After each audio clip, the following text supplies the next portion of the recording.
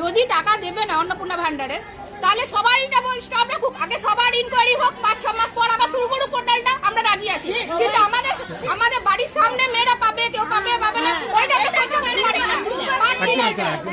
ওইটা মানবো না। বিজেপি সরকার, এই সরকারের বিরুদ্ধে আমাদের কোনো অভিযোগ নেই।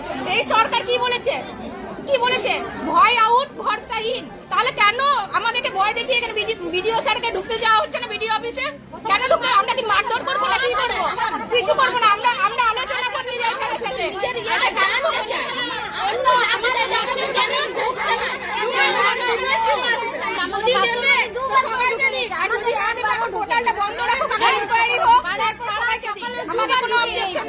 আমাদের একবারও ঢুকেনি। এমন অনেক কিছু আছে। আমার জামগ্রামের দুর্বৃত্তরা, আমরা কেন পাবো না? গরিব মানুষ কেন পাবো না টাকা?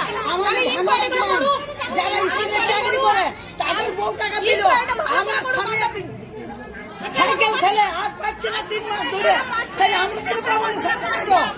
এখন 3 মাস বসে আছে।